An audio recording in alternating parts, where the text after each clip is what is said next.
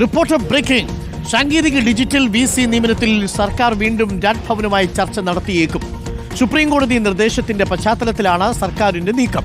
ഉന്നത വിദ്യാഭ്യാസ മന്ത്രി ചർച്ചയ്ക്ക് നേതൃത്വം വഹിക്കും.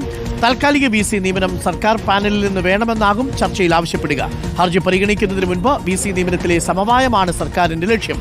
വിശദമായ നിയമോപദേശം തേടിയ ശേഷമാകും അന്തിമ തീരുമാനം. ഗോപാൽ ശിലാസനലിയുടെ കൂടുതൽ വിവരങ്ങളുമായി. ഗോപാൽ ശിലാസനൽ, അന്തിമ വിധി ഒരർത്ഥത്തിൽ ഗവർണർക്ക് ആദ്യം എതിരാണെങ്കിലും താൽക്കാലിക VC തുടരട്ടെ എന്ന് തീരുമാനിച്ചത് സർക്കാരിനൊരു തിരിച്ചടിയായി മാറിയിട്ടുണ്ട്.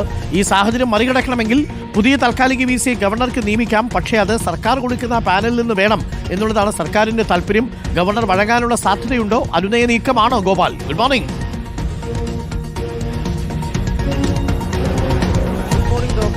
അനുനയ നീക്കം തന്നെയാണ് ഈ ഘട്ടത്തിൽ സർക്കാർ നടത്തുന്നത്. കാരണം നേരത്തെ ഒരു തവണ മുഖ്യമന്ത്രി പിണറായി വിജയൻ നേരിട്ടെത്തി ഗവർണറുമായി കൂടിക്കാഴ്ച നടത്തുകയും പിന്നാലെ നിയമമന്ത്രി P രാജീവും ഉന്നത വിദ്യാഭ്യാസ മന്ത്രി R ബിന്ദുവും അടക്കം രാജ്ഭവനിലെത്തി ഈ വിഷയം ചർച്ച ചെയ്തിരുന്നു. അതിനുശേഷമാണ് സുപ്രീം കോടതിയിലേക്ക് ഗവർണർ അപ്പീൽ പോകുന്നതും ഇപ്പോൾ ഇത്തരത്തിൽ പ്രകടമല്ലെങ്കിൽ പോലും സർക്കാരിന് തിരിച്ചടി എന്ന് വിശേഷിപ്പിക്കാൻ സാധിക്കുന്ന തരത്തിലേക്കുള്ള ഒരു കോടതി വിധി ഉണ്ടാകുന്നു. ആ ഘട്ടത്തിലാണ് ഇപ്പോൾ വീണ്ടും ഒരു സമവായ ചർച്ചയ്ക്കുള്ള കളത്തിലേക്ക് കാര്യങ്ങൾ എത്തുന്നത്.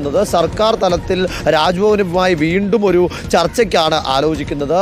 ഇതിൽ പ്രധാനമായും താൽക്കാലിക VC നിയമനം, അതുമായി ബന്ധപ്പെട്ട് വേഗത്തിൽ സമവായം ഉണ്ടാക്കാനാണ് ശ്രമം. നേരത്തെ നൽകിയ 2 പാനലുകളുണ്ട്. ആ പാനലുകളിൽ നിന്ന് തന്നെ തൽക്കാലത്തേക്ക് 2 താൽക്കാലികക്കാരെ ചുമതലപ്പെടുത്തി ആ പ്രശ്നം ഒഴിവാക്കി വിടുക എന്നതാണ് സർക്കാരിൻ്റെ പ്രധാനപ്പെട്ട അജണ്ട ഈ ഘട്ടത്തിൽ. കാരണം നേരത്തെ ശിവപ്രസാദിൻ്റെയും സിസ തോമസിൻ്റെയും നിയമനങ്ങൾ ചട്ടവിരുദ്ധമാണ് എന്ന് ഹൈക്കോടതി കണ്ടെത്തിയപ്പോൾ അത് സർക്കാരിന് ഏറെ ആശ്വാസമായിരുന്നു. സർക്കാരിന്റെ നിലപാട് ശരിയാണെന്ന് ശരിവെക്കുന്ന തരത്തിലേക്കുള്ളൊരു വിധി കൂടിയാണ് എന്ന തരത്തിലേക്ക് വ്യാഖ്യാനിച്ചിരുന്നു. ഇപ്പോൾ എന്തായാലും ഉന്നത വിദ്യാഭ്യാസ മന്ത്രിയാകും ഈ വിഷയത്തിൽ ചർച്ചയ്ക്ക് മുൻകൈ എടുക്കുക. നിയമമന്ത്രിയും ഇതിന് പിന്തുണയുമായിട്ട് ഉണ്ടാകും. മുഖ്യമന്ത്രിയുടെ കൃത്യമായ നിർദ്ദേശം ഇതുമായി ബന്ധപ്പെട്ട് ഉണ്ട്. ഓഗസ്റ്റ് 13-ന് അടുത്ത കേസ് എടുക്കുന്നതിന് മുൻപ് ഈ വിഷയത്തിൽ സമവായം ഉണ്ടാക്കി സുപ്രീം കോടതിയെ അറിയിച്ച് ഇതിൽ മറ്റ് പ്രശ്നങ്ങളില്ലാതെ ഒഴിവാകുക എന്നതാണ് സർക്കാർ ആലോചിക്കുന്നത്. എന്താണെങ്കിലും വിശദമായ നിയമോപദേശം തേടിയതിനു ശേഷം മാത്രമേ ഇതിൽ ഒരു അന്തിമഘട്ട തീരുമാനത്തിലേക്ക് സർക്കാർ പോവുകയുള്ളൂ.